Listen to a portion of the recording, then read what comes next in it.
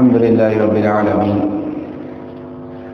والعاقبة للمتقين والصلاة والسلام على سيد الأنبياء والمرسلين وعلى آله وأصحابه ومن تبعهم بإحسان إلى يوم الدين. أما بعد، فأعوذ بالله من الشيطان الرجيم. بسم الله الرحمن الرحيم. إن الله يأمركم أن تؤدوا الأمانات إلى أهلها. وعن أنس رضي الله تعالى عنه قال: قلما خطبنا رسول الله صلى الله عليه وسلم إلا قال: لا إيمان لمن لا أمانة له ولا دين لمن لا عهد له، أو كما قال. اللهم صل على روح محمد في الأرواح وصل على جسد محمد في الأجساد وصل على قبر محمد في القبور. رب اشرح لي صدري ويسر لي أمري واحلل عقدة من لساني يفقهوا قولي. صدق الله تعالى وصدق رسوله النبي الكريم، ونحن على ذلك لمن الشاهدين والشاكرين، والحمد لله رب العالمين. قرآن کریم کی ایک آیہ مبارکہ اور ایک حدیث مبارکہ تلاوت کرنے کی سعادت حاصل ہوئی ہے. اس آیہ مبارکہ اور حدیث مبارکہ کے ضمن میں کچھ اہم گزارشات ہیں. کوشش یہی ہوگی کہ انشاءاللہ آج کی نشست میں امانت داری کے عنوان پر کچھ گفتگو آپ حضرات کے سامنے کر دی جائے. سب سے پہلی اور بنیادی چیز جو سمجھنے کی ہے کہ امانت کا مفہوم کیا ہے. ہمارے ہاں عموماً لین دین کے معاملات میں ہی امانت کو خاص کر دیا جاتا ہے کہ کسی نے کسی کے پاس کوئی چیز رکھوا دی ہو بطور امانت کے، تو ہم کہتے ہیں کہ یہ امانت ہے اس کے پاس، اب وہ چیز بندہ استعمال نہیں کر سکتا. ہمارے یہاں امانت کا یہ مفہوم ایک مشہور مفہوم ہے. لیکن علماء فرماتے ہیں کہ امانت کا معاملہ صرف لین دین کے ساتھ ہی خاص نہیں ہے. بے شمار زندگی کے معاملات ایسے ہیں کہ جس میں ہر معاملہ امانت داری کے زمرے میں آتا ہے. یہ جو ہماری جان ہے یہ ہمارے پاس اللہ کی امانت ہے. ہمارے پاس جو مال ہے یہ ہمارے پاس اللہ کی امانت ہے. ہماری اولاد اللہ کی امانت ہے. جو دین اللہ تعالیٰ نے عطا فرمایا ہے یہ امانت ہے. کسی کو اللہ تعالیٰ کوئی عہدہ یا منصب عطا فرما دیتے ہیں وہ اس کے پاس امانت ہے. غرض ہے کہ اس کا مفہوم نہایت وسیع ہے. اور جو قرآن کریم کی آیہ مبارکہ سورہ نساء کی میں نے آپ حضرات کے سامنے تلاوت کی، اس میں بھی یہی الفاظ آئے ہیں: ان اللہ یأمرکم ان تؤدوا الامانات. جمع کا صیغہ لایا گیا، امانت واحد کا صیغہ نہیں ہے. یہ نہیں فرمایا کہ تم لوگوں کی امانت ان کے سپرد کر دو، بلکہ فرمایا کہ لوگوں کی امانتیں ان کے سپرد کر دو. یعنی جس کا جو حق ہے اس کو وہ حق دلوا دو، یہ بھی امانت داری ہے.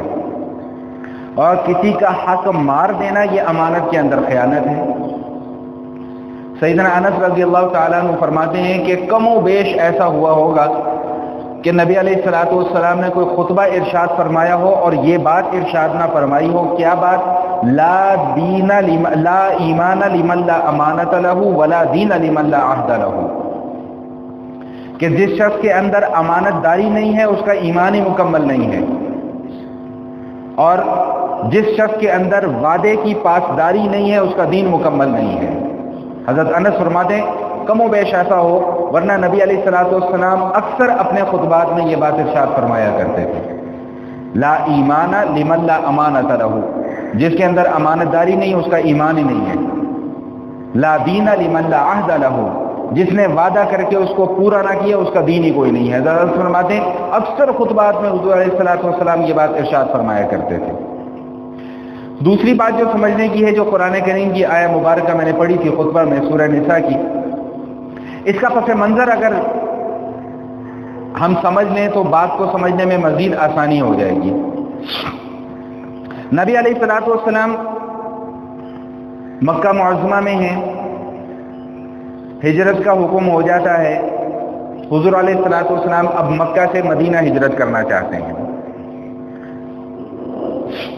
لیکن اس سے پہلے یہ سمجھ لیجیے کہ بیت اللہ شریف خانہ کعبہ باوجود اس کے کہ اس کے اندر 360 بت رکھے ہوئے تھے، اس کے باوجود جو زمانہ جاہلیت کے کفار تھے، مشرکین تھے، وہ بیت اللہ کی تعظیم کیا کرتے تھے، کیونکہ بیت اللہ کا سلسلہ تو سیدنا ابراہیم علیہ الصلوۃ والسلام سے حج کا سلسلہ چلا آ رہا ہے تمام شریعتوں میں، تو اس زمانے میں جس طریقے پر بھی حج ہوتا تھا ان حاجیوں کی بھی تعظیم کی جاتی تھی زمانہ جاہلیت میں بھی، اگرچہ بت رکھے ہوئے تھے وہاں پر، اس کے باوجود تعظیم کرتے تھے، اور تعظیم اس حد تک کرتے تھے کہ ہر کسی کی خواہش یہ ہوتی تھی کہ بیت اللہ کی کوئی نہ کوئی خدمت ہمارے ذمہ لگ جائے۔ چنانچہ حضرت عباس رضی اللہ تعالیٰ عنہ جو نبی علیہ الصلوۃ والسلام کے چچا ہیں، انہوں نے اپنے ذمے جو کام لیا ہوا تھا وہ یہ کام تھا کہ جو حاجی آئیں ان کو زمزم پلانا ہے، انہوں نے اپنے ذمے یہ ڈیوٹی لی ہوئی تھی، حالانکہ قریش معزز قبیلہ تھا اور قبیلے کے بزرگ ترین افراد میں ان کا شمار ہوتا تھا، اس کے باوجود انہوں نے اپنی ذمہ داری یہ رکھی تھی۔ تو بیت اللہ کی تعظیم زمانہ جاہلیت میں بھی کی جاتی تھی، اور بیت اللہ کی خدمت سر انجام دینے کے لیے ہر شخص اپنے آپ کو تیار رکھتا تھا کہ ہمارے ذمہ جو بھی ڈیوٹی لگے گی تو ہم اس ڈیوٹی کو نبھائیں گے۔ اور ہفتے میں 2 دن بیت اللہ کو کھولا جاتا تھا، روایات میں آتا ہے کہ پیر والے دن اور جمعرات والے دن جو خانہ کعبہ کی عمارت ہے اس کو کھولا جاتا تھا، اور لوگ تعظیماً وہاں پر داخل بھی ہوا کرتے تھے، اور شرف باعث عزت سمجھتے تھے کہ ہم یہاں پر ہمیں داخلے کی اجازت مل گئی ہے۔ اس زمانے میں جو چابی بردار تھے بیت اللہ کے وہ تھے عثمان بن ابی طلحہ رضی اللہ تعالیٰ عنہ، انہوں نے فتح مکہ کے موقع پر ایمان قبول کیا۔ تو یہ عثمان بن ابی طلحہ جب دروازہ کھولتے تھے تو لوگ داخل ہوتے تھے۔ نبی علیہ الصلوۃ والسلام نے بھی ہجرت سے پہلے چاہا کہ میں ایک مرتبہ بیت اللہ کی زیارت کروں، تو یہ عثمان بن ابی طلحہ وہاں پر اڑ کے کھڑے ہو گئے، اور انہوں نے بڑا سخت رویہ اور بڑا سخت لہجہ نبی علیہ الصلوۃ والسلام کے ساتھ اختیار کیا کہ ہم آپ کو اندر نہیں جانے دیں گے۔ تو حضور علیہ الصلوۃ والسلام نے اس موقع پر ایک پیشن گوئی فرمائی کہ عثمان، اس وقت کیا وہ منظر ہوگا کہ جب یہ چابی بیت اللہ کی میرے ہاتھ میں ہوگی اور مجھے اختیار ہوگا کہ میں جس کو چاہے یہ چابی دوں۔ اور بعض روایت میں یہ الفاظ بھی آتے ہیں کہ عثمان، اس وقت کیا وہ منظر ہوگا کہ میری جگہ پر تو اور تیری جگہ پر میں کھڑا ہوں گا۔ اب یہ عثمان کہتے ہیں کہ میں نے ذرا اپنے دل کو ٹٹولا تو مجھے اندر سے آواز آئی، یوں محسوس ہوا کہ واقعتاً جو یہ محمد صلی اللہ علیہ وسلم فرما گئے ہیں یہ سچ ہوگا۔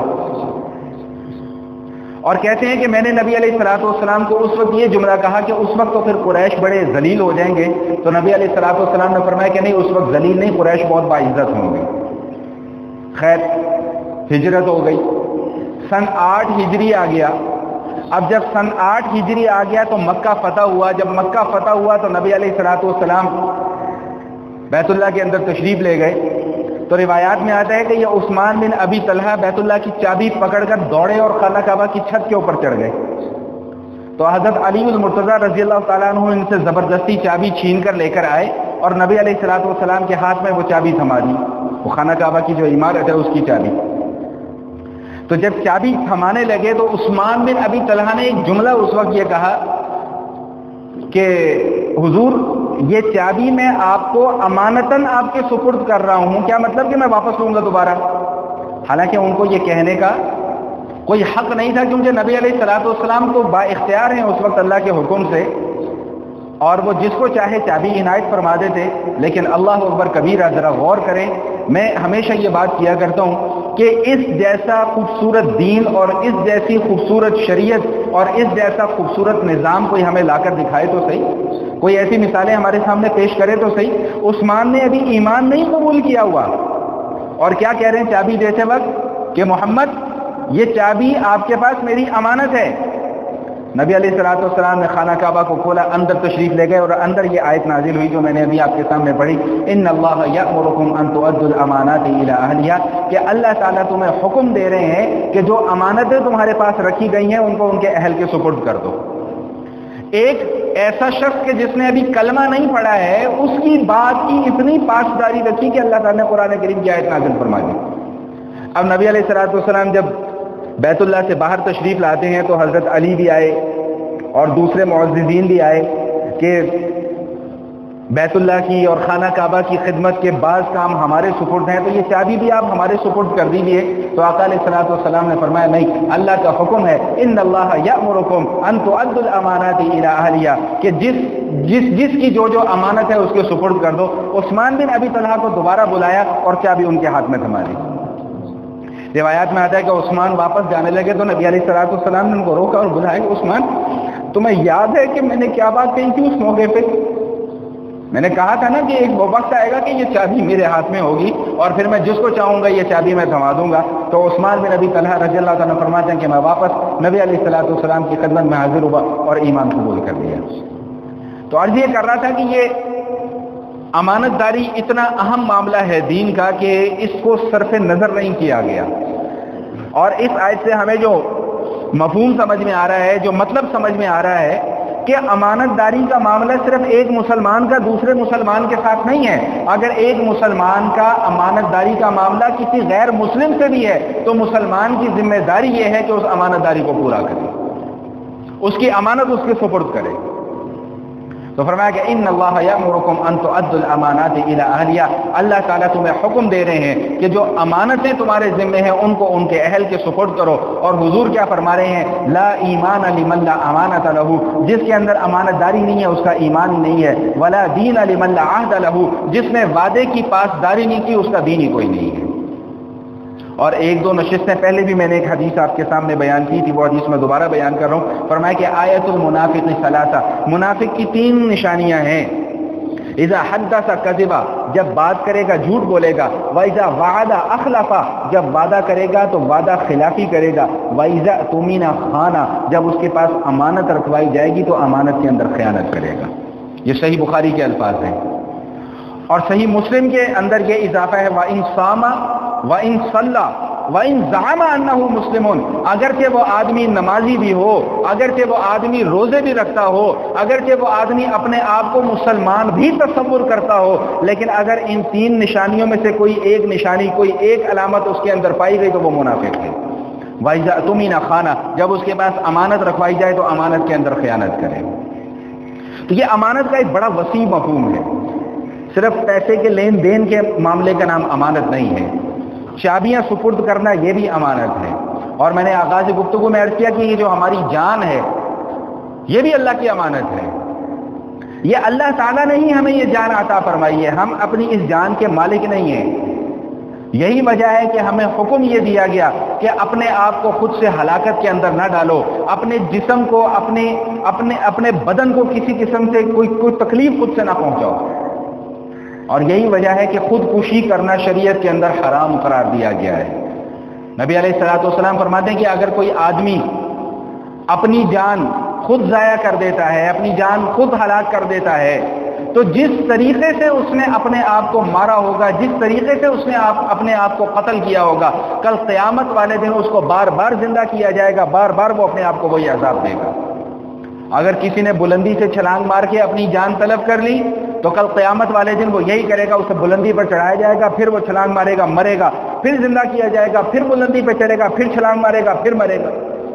کسی نے چھری کے ساتھ اپنے آپ کو مار لیا، کسی بھی طریقے سے کسی شخص نے اپنے آپ کو اگر خود ہلاک کر لیا تو کل قیامت والے دن اس کی سزا یہ ہوگی کہ جس طرح دنیا میں اس نے اپنے آپ کو ہلاک کیا، کل قیامت والے دن وہ اپنے آپ کو اسی طرح ہلاک کرے گا، یہ اس کو سزا دی جائے گی۔ کیوں؟ اس لیے کہ یہ جان کا وہ خود مالک نہیں تھا، اس جان کا مالک تو اللہ ہے، اسے کسی نے اختیار نہیں دیا تھا کہ اپنی جان کو ضائع کرو۔ یہی وجہ ہے کہ ہمیں حکم ہے کہ اگر بیمار ہو جاتے ہو تو طبیب کے پاس جاؤ، علاج کرواؤ۔ اگر کوئی تکلیف آ جاتی ہے تو اس تکلیف کو دور کرنے کا اہتمام کرو۔ ہمارا اصل میں سب سے بڑا مسئلہ یہ ہے، جو میں ہمیشہ اکثر اپنے بیانات میں یہی بات عرض کیا کرتا ہوں، کہ ہم نے دین صرف 4-5 چیزوں کا نام سمجھا ہوا ہے، جی بس نماز پڑھ لو، روزہ رکھ لو، زکوٰۃ دے دو، بس یہی دین ہے، اس کے علاوہ اور کوئی دین نہیں ہے۔ ذرا دین کو پڑھیے تو صحیح، پھر آپ کو پتہ چلے گا کہ دین کیا کیا ہے۔ قرآن کریم میں اللہ پاک ارشاد فرمایا ہے وَلَا تُلْقُوا بِأَيْدِيكُمْ إِلَى التَّهْلُكَةِ، خود سے اپنے آپ کو ہلاکت کے اندر مت ڈالو۔ اچھا، اب یہاں پہ ایک عجیب نقطہ علماء نے لکھا ہے کہ خود سے اپنے آپ کو اذیت میں مبتلا کرنا، تکلیف میں مبتلا کرنا، اپنی جان کو ختم کر دینا، یہ تو اللہ کو پسند نہیں، لیکن اللہ کے حکم پر جان دے دینا یہ اللہ کو پسند ہے۔ نہیں سمجھ میں آئی بات؟ اللہ کے حکم پر جان دے دینا یہ اللہ کو پسند ہے۔ بھائی کافروں کے ساتھ اگر اسلام کو نقصان پہنچ رہا ہے، جنگ ہو رہی ہے مسلمانوں کی، تو اللہ کیا فرما رہے ہیں؟ جاؤ لڑو، مارو یا مر جاؤ، اور اگر مر جاؤ گے تو تمہیں مرا ہوا نہیں کہا جائے گا، وَلَا تَقُولُوا لِمَنْ يُقْتَلُ فِي سَبِيلِ اللَّهِ أَمْوَاتٌ، تمہیں مردہ نہیں کہا جائے گا، بل احیاء عند ربهم يرزقون، بلکہ تمہیں زندوں کا لقب دیا جائے گا اور تمہیں مرنے کے بعد رزق بھی دیا جائے گا۔ دنیاوی اعتبار سے تم مر چکے ہوگے، دنیا کی نظروں میں مر چکے ہوگے، لیکن اللہ کی نظر میں تمہیں حیات ابدی حاصل ہو جائے گی۔ تو اب کسی کے ذہن کے اندر یہ سوال بھی پیدا ہو سکتا ہے کہ اللہ اگر ہمیں حکم دے کہ اپنے آپ کو مار دو، میدان جہاد کے اندر جاؤ، دشمن سے لڑو، یا ان کو مار دو یا خود مر جاؤ، تو اس پر تو انعام، اور اگر کوئی بندہ اپنے آپ کو مارے، اچھا اب جو بندہ خدا نہ خواستہ خودکشی کرتا ہے، وہ کیا کسی اور کے اوپر ہتھیار اٹھا رہا ہے؟ کسی اور کا گلا کاٹا اس نے، کسی اور کی انگلی کاٹی اس نے، کسی اور کو نقصان پہنچایا؟ نہیں، اس نے اپنے آپ کو نقصان پہنچایا۔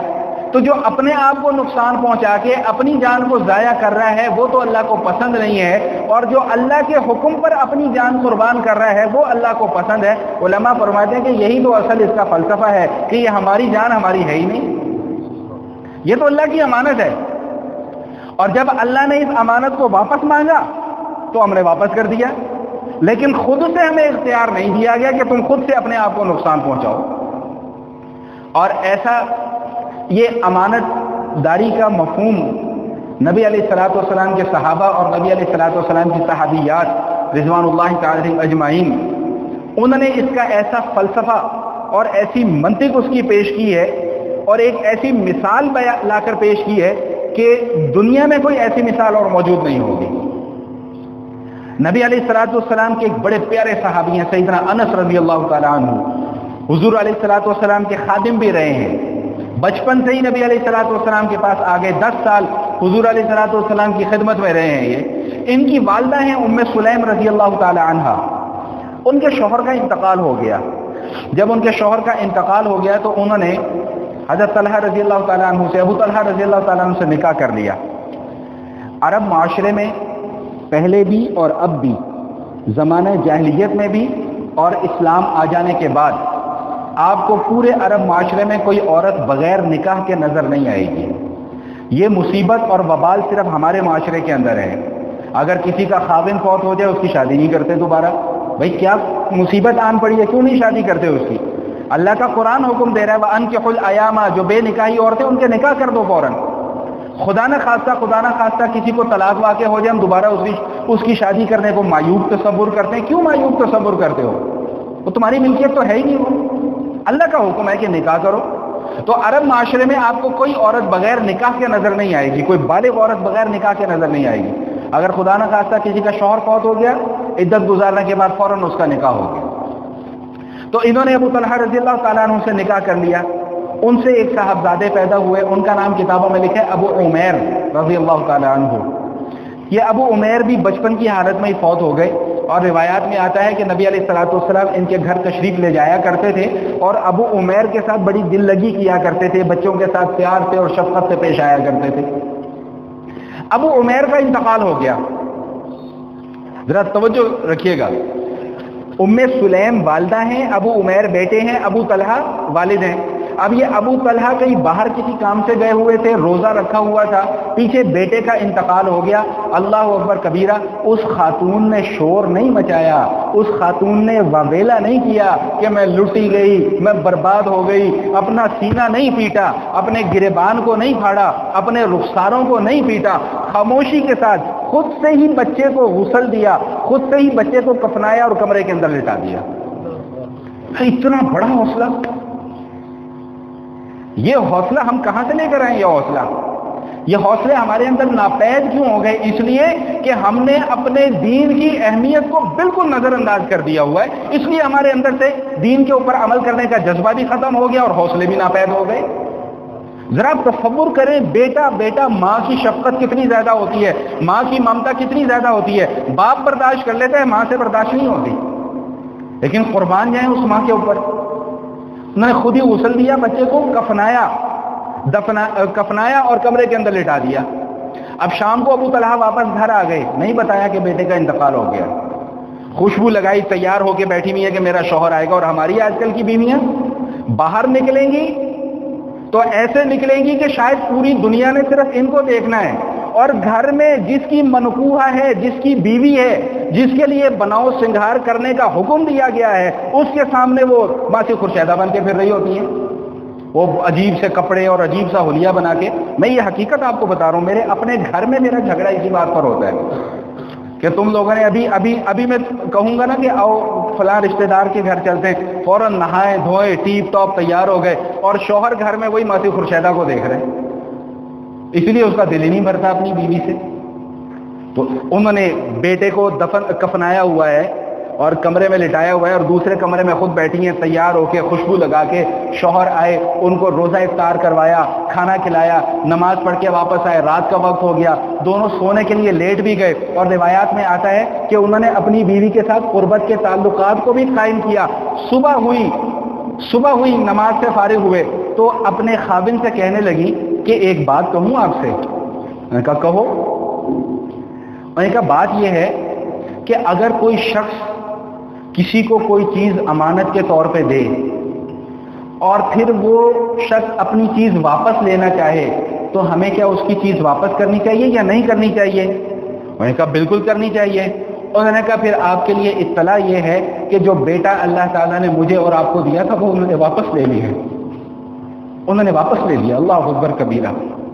ہم اپنے معاشرے کے اندر یہ چیز رائج کر، معاشرہ تو بہت دور کی بات ہے، پہلے اپنے گھر کے اندر تو دیکھ لو بھائی، اللہ کی چیزیں اللہ نے لے لی، اس پہ رونا دھونا کیسا، یہ چیخ و پکار کیسی، یہ ہائے وائے کیسی، یہ جزا فضا کیسی. میں نے شاید پہلے بھی کسی موقع پہ یہ بات عرض کی تھی کہ میں نے خود اپنی آنکھوں سے یہ دیکھا ہے.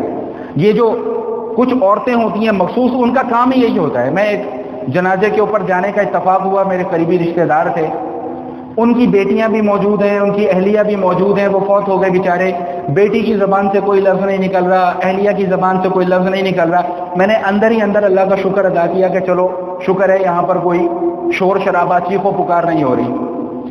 3-4 عورتیں آ رہی، باتیں کرتی ہوئی آ رہی، مسکراتی ہوئی، ٹھٹھے لگاتی ہوئی آ رہی، اور جیسے ہی وہ تمبوؤں کے اندر داخل ہوں، ہائے میں لٹی گئی تھی، ہائے میں برباد ہو گئی تھی، ہائے تو انج سی تے تو اونج سی تے تم فلاں تھی. میں کہا خدا کی پناہ، ان لوگوں کو روکیے اپنے گھروں میں داخل ہونے سے. یہ شیطان ہے، پکے شیطان ہے، یہ عورتیں نہیں ہیں، یہ پکی شیطان ہیں. نبی علیہ الصلوۃ والسلام نے فرمایا کہ اللہ کی لعنت ہو اس عورت کے اوپر جو اپنا گریبان پھاڑ دیتی ہے، اپنے آپ کو نوچتی ہے، مارتی ہے. اللہ کی لعنت اللہ تعالیٰ نے فرمائی ہے ایسی عورتوں کے اوپر. بھئی اللہ کی چیزیں اللہ نے لے لی، بات ختم ہو گئی. تو عرض یہ کر رہا تھا کہ جب انہوں نے اہلیہ نے ابو طلحہ رضی اللہ تعالیٰ عنہ کو یہ سارا ماجرا سنایا تو ابو طلحہ، ظاہری بات ہے جب بیٹے کی اطلاع ملی، رنج ہوا، نبی علیہ الصلوۃ والسلام کی خدمت میں حاضر ہوئے. اللہ اکبر کبیرہ. ذرا غور کریں، ہم عاشق رسول ہونے کے نعرے تو بہت لگاتے ہیں، دعوے بھی بہت کرتے ہیں، لیکن نبی علیہ الصلوۃ والسلام کی تعلیمات کی طرف ہماری کوئی توجہ نہیں ہے. نبی علیہ الصلوۃ والسلام نے کوئی رونا دھونا نہیں مچایا، کوئی شور شرابے کا حکم نہیں دیا. نبی علیہ الصلوۃ والسلام نے دعا فرمائی کہ اللہ تعالیٰ تمہیں آج کی رات میں برکت عطا فرمائے. اور حدیث شریف میں آتا ہے کہ ان کے بعد ان کا ایک بیٹا پیدا ہوا، پھر اس بیٹے کو اللہ تعالیٰ نے 9 بیٹے اور عطا فرمائے. تو اللہ کی نعمت، اللہ کی امانت ہے، اللہ نے لے لی، اس کے اوپر رونا دھونا اور جزا فضا کوئی نہیں. تو عرض یہ کر رہا تھا کہ امانت کے مفہوم میں سے ایک مفہوم یہ ہے کہ جو ہماری جان ہے یہ ہمارے پاس اللہ تعالیٰ کی امانت ہے. جب اللہ واپس لینا چاہے لے لے، جب اللہ واپس نہ لینا چاہے نہ لے. امانت کے مفہوم کے اندر یہ چیز بھی داخل ہے. یہ جو عہدے، جو منصب، جو اقتدار اللہ پاک نے عطا فرمایا ہوا ہے، یہ بھی اللہ تعالیٰ کی امانت ہے. اب اس امانت کی پاسداری کیا ہے کہ اس کا حق ادا کیا جائے، لوٹ کر نہ کھایا جائے، غریب عوام کو مزید غریب نہ کیا جائے، لاچاروں اور مجبوروں کی مجبوریوں سے ناجائز فائدہ نہ اٹھایا جائے. اگر کوئی ایسا کرے گا تو کل اللہ کے حضور اس کی بڑی سخت پکڑ ہے. میں اس موضوع کے اوپر زیادہ طویل گفتگو نہیں کرنا چاہتا، وگرنہ میں اپنے اصل موضوع سے ہٹ جاؤں گا. صرف 1-2 واقعات اور 1-2 روایات مختصراً آپ کے سامنے عرض کر دوں، پھر میں اپنی بات کو آگے لے کر جاتا ہوں. حضور علیہ الصلوۃ والسلام فرماتے ہیں کہ اگر کسی شخص کو مسلمانوں کا کہیں ذمہ دار بنا دیا جائے، اسے کوئی ذمہ داری سونپ دی جائے، اور پھر وہ صرف دوستی اور تعلق کی بنا پر اپنے رشتہ داروں میں، اپنے دوستوں میں حکومتی عہدے تقسیم کرے اور جانتا ہو کہ یہ لوگ اس عہدے کے اہل نہیں ہیں، تو اللہ کے رسول صلی اللہ علیہ وسلم فرماتے ہیں کہ اس پر اللہ تعالیٰ کی لعنت ہے، نہ اس کی کوئی فرض نماز قبول ہے، نہ اس کی کوئی نفل عبادت اللہ قبول کرتے ہیں، صرف امانت کے اندر خیانت کرنا ہے۔ اور ایک دوسرے موقع پہ اس سے ہی ملتا جلتا مفہوم ہے اس حدیث شریف کا، اس میں اللہ کے حبیب صلی اللہ علیہ وسلم فرماتے ہیں کہ ایسا شخص جنت کی خوشبو بھی نہیں سونگھ سکے گا۔ جنت میں جانا تو بہت دور کی بات ہے، جنت کی خوشبو بھی نہیں سونگھ سکے گا۔ اور جنت کی خوشبو کے متعلق حدیثوں کے اندر آتا ہے کہ جنت سے 500 برس کے فاصلے پر جنت کی خوشبو آنا شروع ہو جاتی ہے، یعنی ایسے شخص کو جنت سے 500 برس کی مسافت سے بھی زیادہ دور کر دیا جائے گا۔ اب باقی ہمارے کیا معاملات ہیں، یہ میرے بھی سامنے ہیں، آپ کے بھی سامنے ہیں۔ جب ہم کسی کو ووٹ دینے کے لیے جاتے ہیں تو خوب سوچ سمجھ کے ووٹ دیا کریں کہ یہ بندہ امانت کے اندر خیانت تو نہیں کرتا۔ اور میں نے آپ کو یہ بتلا دیا کہ امانت میں خیانت صرف پیسے کے لین دین کے ساتھ نہیں ہے، اپنے رشتہ داروں کو عہدے تقسیم کرنا یہ بھی امانت کے اندر خیانت ہے۔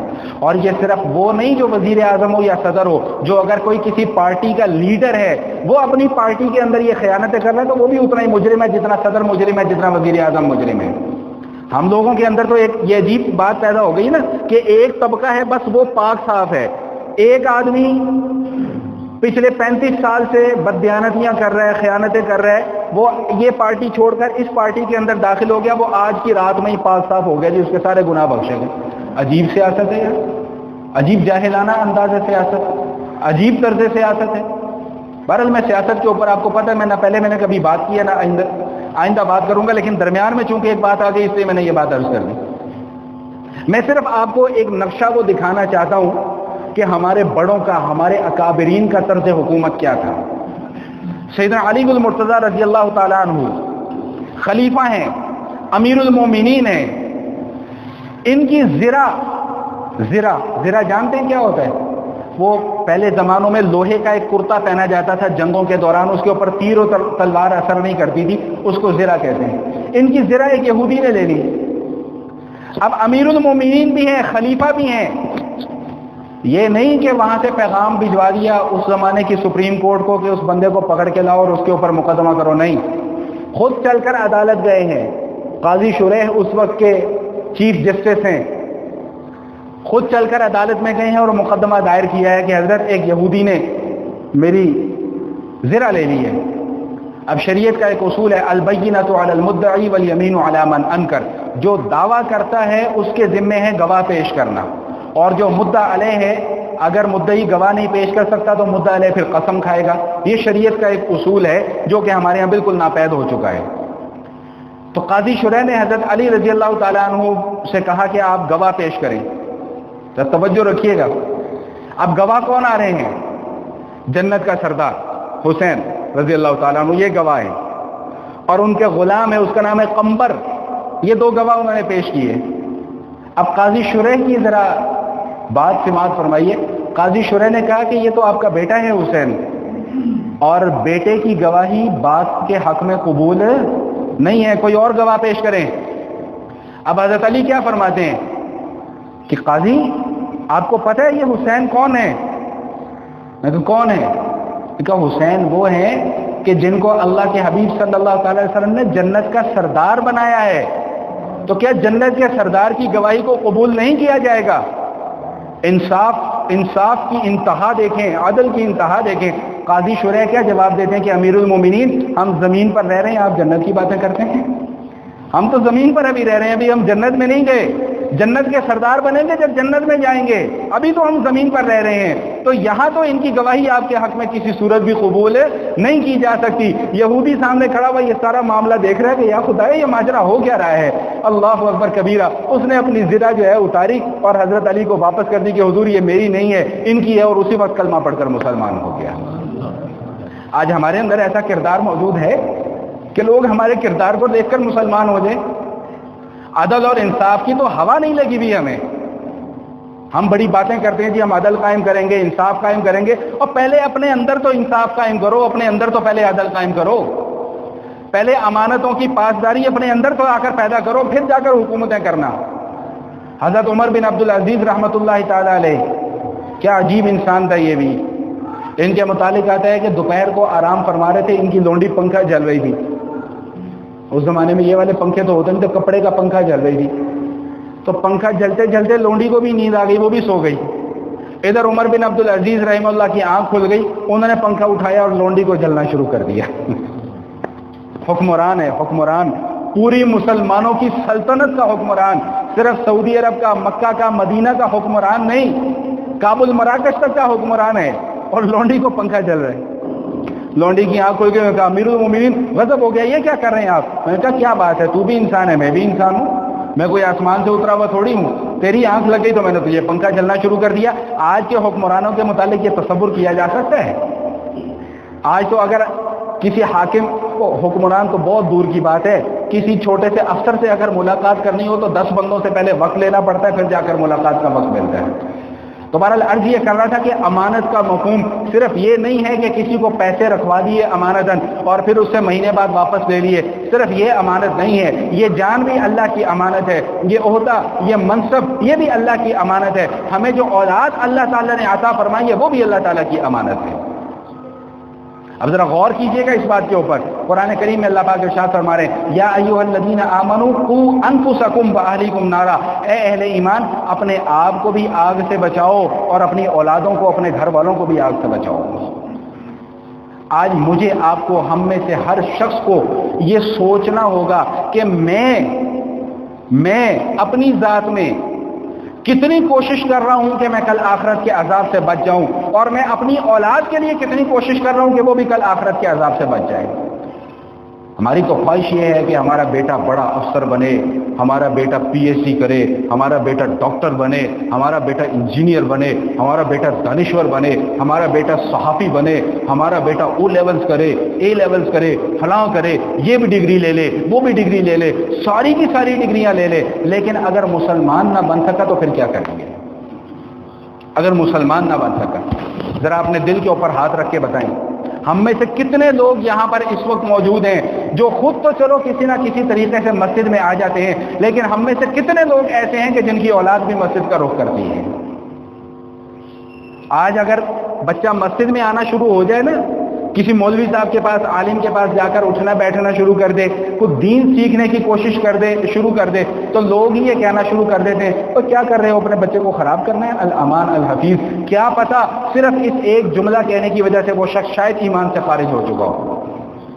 دین سیکھنے کے اوپر ہم کہتے ہیں کہ بچے کو خراب کر رہے ہو، خدا کا خوف نہیں آتا ہمیں یہ بات کرتے ہوئے؟ بالکل بھی۔ بچے مسجد میں آ رہے ہیں، نماز پڑھنے کے لیے آ رہا ہے، اور ہم کہتے ہیں کہ جی بچے کو خراب کر رہے ہو۔ یہاں پر میرے ایک بہت اچھے جاننے والے تھے، اچھے پڑھی لکھی شخصیت، اور 20ویں 21ویں گریڈ کے افسر تھے، ان کا ایک بیٹا مسجد میں آنا شروع ہو گیا، اور اللہ اکبر، اللہ کی شان کہ اس بچے کے اوپر مسجد کے ماحول کا ایسا اثر ہوا۔ میں تو جاہل اور ان پڑھ آدمی ہوں، میں نے کبھی اس بچے سے کوئی بات نہیں کی، اور نہ ہی میرا کبھی یہ دعویٰ ہے کہ میرے کہنے پر اس نے یہ کام کیا۔ اللہ پاک کی توفیق سے اس نے داڑھی بھی رکھ لی۔ اب جس دن اس بچے نے داڑھی رکھنا شروع کی، وہ سب کو خارج شروع ہو گئی کہ وہ یہ کیا ہو گیا، یہ کیا ہو گیا۔ ایک دن ایک صاحب میرے پاس آئے، مولوی صاحب یہ بچہ ہمارا کدھر جا رہا ہے؟ میں نے کہا کدھر جا رہا ہے؟ اس نے داڑھی رکھنا شروع کر دی ہے۔ میں نے کہا خدا کا شکر ادا کرو، ڈانس کلب میں تو نہیں جاتا، دوشیزاؤں کو اپنی باہوں میں لٹکائے تو نہیں پھرتا، ڈیٹے مارنے تو نہیں جاتا، فون پہ رات کو 2-2 بجے تک لڑکیوں کے ساتھ باتیں تو نہیں کرتا۔ نہیں سمجھ میں آئی بات۔ پھر ان کے ایک اور رشتہ دار انہوں نے میرے پاس بھجوایا، جاؤ یار جا کر مولوی صاحب سے بات کرو، ہمارا بچہ کدھر جا رہا ہے۔ میں نے کہا نہیں جاتا اللہ کے راستے میں لڑنے کے لیے، خدا کا شکر ادا کرو کہ 5 نمازیں پڑھنا شروع ہو گیا، اور اس کو دیکھ کر تم لوگ بھی نمازیں پڑھنا شروع کر دو۔ بہت پرانی بات ہے، میں نے جب یہاں پر نئی امامت کا سلسلہ شروع کیا تو ایک نوجوان میرے پاس آیا، اس نے ذرا داڑھی رکھنا شروع کر دی تو کہنے کا مولوی صاحب میں بڑا پریشان ہوں. میں نے کہا کیا ہوا ہے؟ کہتا میرے گھر والے میرے پیچھے پڑ گئے کہ داڑھی کٹاؤ, اگر تم نہیں کٹاؤ گے تو ہم رات کو سوتے وقت تمہاری داڑھی کاٹ دیں گے. الامان الحفیظ, یہ نوبت بھی آنی تھی, یہ وقت بھی ہم نے دیکھنا تھا کہ اگر ایک بچہ اپنے چہرے کے اوپر سنت رسول سجا لیتا ہے, اگر ایک بچہ سر کے اوپر ٹوپی رکھ لیتا ہے نبی کی سنت سمجھتے ہوئے, اگر ایک بچہ سر پر امامہ باندھ لیتا ہے نبی کی سنت سمجھتے ہوئے, اگر ایک بچہ اپنا پائچہ یا شلوار ٹخنوں سے اوپر کر لیتا ہے اللہ کے نبی کا حکم سمجھتے ہوئے, ہم یہ کہتے ہیں کہ بچہ خراب ہو رہا ہے. الامان الحفیظ, خراب یہ نہیں ہو رہا, خراب تمہارا ایمان ہو رہا ہے. اپنے ایمان کی فکر کرو, یہ نہ ہو کہ کل کو کہیں تمہارے ایمان کے لینے کے دینے پڑ جائیں, یہ نہ ہو کہ کل کہیں تم اپنے ایمان سے ہاتھ دھو بیٹھو. اس لیے ہمیشہ ایک ہی بات میں نے آپ کے سامنے عرض کی ہے, آج دوبارہ میں وہی بات دہرا رہا ہوں کہ خدارا کبھی دین کے کسی مسئلے کے متعلق, کبھی دین کے کسی حکم کے متعلق کبھی اپنی رائے مت پیش کیا کریں. اللہ کے حبیب صلی اللہ تعالی وسلم نے ارشاد فرمایا ہے کہ آدمی اپنی زبان سے ایک بول نکال دیتا ہے اور اللہ کی نظر میں وہ بول پسندیدہ نہیں ہوتا, کل اس ایک بول کی وجہ سے اسے جہنم کے گڑھے کے اندر گرا دیا جائے گا. اگر خدا نہ خواستہ کل آخرت میں جا کر ناکامی ہمارا مقدر بنا دی گئی تو پھر ہم وہاں پر جا کر کیا کریں گے؟ وہاں پر تو نہ کوئی خرید و فروخت ہونی ہے, نہ وہاں پر کوئی رشوت کا لین دین ہونا ہے, نہ کوئی اور معاملہ ہونا ہے. اپنے بچوں کو پڑھائیں لکھائیں, جتنی مرضی ڈگریاں ڈلوائیں, لیکن خدا کے واسطے ان کو مسلمان ضرور بنائیں, ان کو مسلمان ضرور بنائیں. ان کو کم از کم اتنا تو پتہ ہو کہ میں مسلمان ہوں اور مسلمان کی کیا ذمہ داریاں ہوتی ہیں. آج نوجوان, کسی بھی نوجوان سے باہر جا کر کسی بھی نوجوان کو لے لیں اور اس سے صرف اتنا پوچھ لیں کہ بھائی نماز کتنی فرض ہے, افسوس کے ساتھ یہ کہنا پڑتا ہے کہ وہ اس بات کا جواب نہیں دے سکے گا. ایک بچہ یہاں پر مسجد میں آنا شروع ہوا تو اس کی والدہ نے سارے دوستوں کے سامنے کھڑا ہو کر اسے ڈانٹا کہ تیری جرت کیسے ہوئی ہے مسجد کے اندر جانے کی. الامان الحفیظ, یہ وقت بھی آج ہمارے اوپر آنا تھا کہ ہم اپنے بچوں کو مسجد میں نہیں جانے دیتے, مسجد میں نہیں جانے دیتے. تو بہرحال یا ایھا الذین آمنوا قوا انفسکم واہلکم نارا, اے ایمان اپنے آپ کو بھی آگ سے بچاؤ, اپنے اہل و عیال کو بھی آگ سے بچاؤ. یہ جان اللہ تعالیٰ کی امانت ہے ہمارے پاس, یہ اولاد اللہ تعالیٰ کی امانت ہے ہمارے پاس, یہ عہدے, یہ منصب, یہ اللہ تعالیٰ کی امانت ہے ہمارے پاس. یہ جو مال اللہ تعالیٰ نے ہمیں عطا فرمایا یہ بھی اللہ تعالیٰ کی امانت ہے ہمارے پاس. جس کو چاہے اللہ تعالیٰ مال عطا فرما دے, جس کو چاہے اللہ تعالیٰ عطا نہ فرمائے. ایک مومن کی سوچ, ایک مومن کی نظر, ایک مومن کا زاویہ نگاہ اور ایک غیر مسلم کی سوچ اور اس کے نقطہ نظر میں کتنا فرق ہوتا ہے. صرف میں ایک چھوٹی سی بات عرض کروں گا, اس سے بات سمجھنا آسان ہو جائے گی. قارون موسیٰ علیہ السلام کے زمانے کا بلینر بلکہ ٹریلینر, اتنی دولت, اتنا خزانہ کہ 300 اونٹ اور بڑے بڑے پہلوان اس کے خزانے کی کنجیاں لے کر اس وقت چلا کرتے تھے. یہ جو آج کے امیر ہیں یہ کس بات کے امیر ہیں؟ کسی کے پاس 10 ارب 10 خرب آ جائے, وہ کہتا جی میں بہت امیر آدمی ہو گیا. قارون کے خزانے کے سامنے تو یہ اس کا عشر عشیر بھی نہیں ہے, جتنی دولت اللہ پاک نے اس کو عطا فرمائی. اور صرف دولت ہی نہیں تھی, دولت کے ساتھ ساتھ اللہ تعالیٰ نے اس کو شاہانہ ٹھاٹ بھی عطا فرمائے. اب وہ صرف دولت کو سنبھالتا نہیں تھا, دولت کی نمائش بھی کرتا تھا. تفسیر کی کتابوں کے اندر واقعہ لکھا ہوا ہے کہ ایک دن اپنے پہلوانوں اور اپنے اونٹوں سمیت اپنے سارے کے سارے خزانے اور ان کی کنجیاں لے کر نکلا, بڑے اکڑ کے ساتھ, بڑے تکبر کے ساتھ, بڑے فخر کے ساتھ. تو وہاں پر کچھ اللہ والے موجود تھے, انہوں نے کہا کہ وَابْتَغِ فِيمَا آتَاكَ اللَّهُ الدَّارَ الْآخِرَةَ وَلَا تَنْسَ نَصِيبَكَ مِنَ الدُّنْيَا وَأَحْسِنْ كَمَا أَحْسَنَ اللَّهُ إِلَيْكَ وَلَا تَبْغِ الْفَسَادَ فِي الْأَرْضِ. کہ جو مال تجھے اللہ تعالیٰ نے عطا فرمایا ہے, اس مال میں سے جو غرباء ہیں, فقراء ہیں, اللہ کا حصہ نکال. اللہ کا حصہ نکالنے کا مطلب غرباء کے اوپر تقسیم کر, فقراء کے اوپر تقسیم کر. تو اس نے جواب کیا دیا؟ قال انما اوتیتہ علی علم عندی, یہ مال مجھے کوئی اللہ نے دیا؟ انما اوتیتہ علی علم عندی, یہ تو مال میں نے اپنی صلاحیتوں کو استعمال کرتے ہوئے بنایا ہے, اپنی محنت سے یہ سارا کا سارا مال میں نے بنایا ہے. میں کیوں اللہ کے راستے میں اس مال کو خرچ کر دوں؟ نہیں دیتا میں اللہ کے راستے میں مال کو. اللہ کی طرف سے عذاب آیا اور اس کو اس کے خزانوں سمیت دھسا دیا گیا۔ یہ میں بتا رہا ہوں کہ ایک غیر مسلم کی سوچ ہوتی ہے اور ایک مسلمان کی کیا سوچ ہے؟ للہ ملک السماوات والارض، بھئی آسمانوں کی بادشاہی بھی اللہ کی، زمینوں کی بادشاہی بھی اللہ کی، جس کو چاہے اللہ مال عطا فرما دے، جس سے چاہے اللہ مال لے لے، میری اپنی محنت سے مال میرے پاس نہیں آتا، اللہ تعالیٰ کی کرم نوازی سے مال میرے پاس آتا ہے۔ یہ ایک مسلمان کی سوچ ہے۔ تو جب اللہ کی کرم نوازی سے مال میرے پاس آتا ہے تو پھر اللہ کا حکم ہے کہ بھئی اگر اتنا مال آ گیا تو اتنا حصہ اللہ کے راستے میں خرچ کرو، اگر اتنا مال آ گیا تو سال کے بعد قربانی کرو، اگر اتنا مال آ گیا تو صدقہ و خیرات وغیرہ بھی ادا کرتے رہا کرو۔ یہ مال میرا مال نہیں ہے، یہ مال آپ کا مال نہیں ہے، یہ مال اللہ کا دیا ہوا مال ہے۔ حدیث شریف میں آتا ہے کہ انسان کہتا ہے میرا مال میرا مال میرا مال، اللہ کے حبیب صلی اللہ علیہ وسلم فرما رہے ہیں کہ بھئی تیرا مال تو صرف 3 چیزیں ہیں، جو تو نے کھا لیا، جو تو نے پہن لیا اور جو مرنے کے بعد تو نے اپنے ورثاء کے لیے چھوڑ دیا، تیرا مال تو صرف یہ ہے۔ جو تو نے اللہ کے راستے میں خرچ کر کے آگے نیکیوں کے طور پہ ذخیرہ کر لیا، تیرا مال تو صرف یہ چیزیں ہیں۔ باقی جو تیرا بینک بیلنس ہے، تیرے بنگلے ہیں، تیری گاڑیاں ہیں، ان میں سے کچھ بھی تیرا نہیں ہے، کچھ بھی تیرا نہیں ہے۔ 2 چیزیں ہیں اللہ کے رسول صلی اللہ علیہ وسلم فرما رہے ہیں کہ جن کو انسان بہت ناپسند کرتا ہے، حالانکہ وہ دونوں چیزیں اس کے فائدے کے لیے ہیں۔ فرمایا ایک تو انسان اس چیز کو پسند کرتا ہے کہ مجھے موت نہ آئے، اس چیز کو پسند کرتا ہے، موت آنے کو ناپسند کرتا ہے، موت کے نہ آنے کو پسند کرتا ہے۔ تو اللہ کے حبیب صلی اللہ علیہ وسلم فرما رہے ہیں کہ ایک مومن کے درمیان میں اور اللہ سے ملاقات کے درمیان میں اگر کوئی ایک واسطہ اور کوئی ذریعہ ہے تو وہ صرف موت ہے۔ موت ہوگی تو اللہ سے ملاقات ہوگی، موت نہیں ہوگی تو اللہ سے ملاقات بھی نہیں ہوگی۔ کوئی مومن ایسا نہیں کہ جس کے دل میں ذرہ برابر بھی ایمان ہو اور وہ اللہ سے ملاقات کا شوق نہ رکھتا ہو، کوئی مومن ایسا نہیں ہے۔ ہر مومن کی خواہش یہ ہے کہ میں جب مروں تو اس حالت میں مروں کہ میری روح اللہ کے عرش پر جائے اور اللہ کے عرش کو جا کر سجدہ کرے اور اللہ تعالیٰ مجھ سے خوش ہو کر یہ کہہ دیں کہ آج میں نے تجھ سے راضی ہو گیا۔ اور فرمایا کہ دوسری چیز جس کو تم ناپسند کرتے ہو وہ مال کی کمی ہے۔ فرمایا حالانکہ مال کی کمی تو تمہارے اپنے فائدے کی چیز ہے، جتنا مال کم ہوگا اتنا آخرت میں حساب کتاب بھی آسان ہوگا، جتنا مال زیادہ ہوگا اتنا حساب کتاب بھی زیادہ ہوگا۔ بہرحال وقت کافی زیادہ ہو گیا، میں بس ساری گفتگو کا خلاصہ آپ کے سامنے سمیٹ رہا ہوں کہ گفتگو کا آغاز میں نے اس عنوان پر کیا تھا کہ اللہ تعالی ہمیں امانتوں کو پورا کرنے کا حکم دے رہے ہیں۔ اب امانت کیا ہے؟ امانت صرف پیسے کے لین دین کا نام نہیں ہے، یہ جان اللہ کے پاس، یہ ہمارے پاس اللہ کی امانت ہے، یہ مال ہمارے پاس اللہ کی امانت ہے، یہ اولاد ہمارے پاس اللہ کی امانت ہے، اور سب سے بڑھ کر یہ دین جو اللہ تعالیٰ نے ہمیں عطا فرمایا ہے، یہ سب سے بڑی امانت ہے اللہ کی ہمارے پاس۔ اس امانت کے اندر اگر خیانت کی تو کل نقصان ہی نقصان ہے، اور اس امانت کے اندر اگر خیانت نہ کی تو کل انشاءاللہ ثم انشاءاللہ کامیابی ہی کامیابی ہے۔ 2 مسئلے میں نے گزشتہ نشست کے حوالے سے عرض کرنے تھے، بہت سارے لوگوں نے مجھ سے وہ سوال کیا۔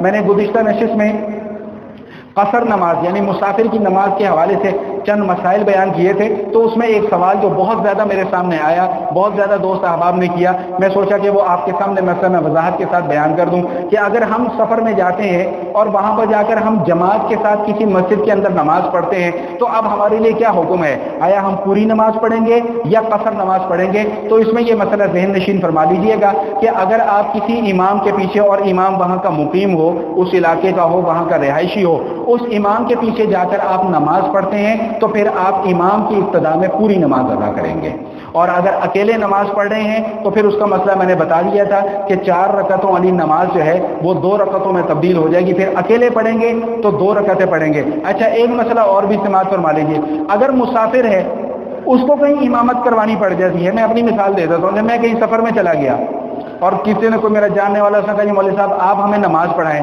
نماز اب ظہر کی ہے یا عصر کی ہے یا عشاء کی ہے، تو اب میرے لیے کیا حکم ہے؟ اب میرے لیے یہ حکم یہ ہے کہ میں نماز شروع کرنے سے پہلے مقتدیوں کو کہہ دوں گا کہ بھائی میں مسافر ہوں، میں 2 رکعت پڑھ کے سلام پھیر دوں گا اور مقتدی اپنی 4 رکعت مکمل کر لیں گے۔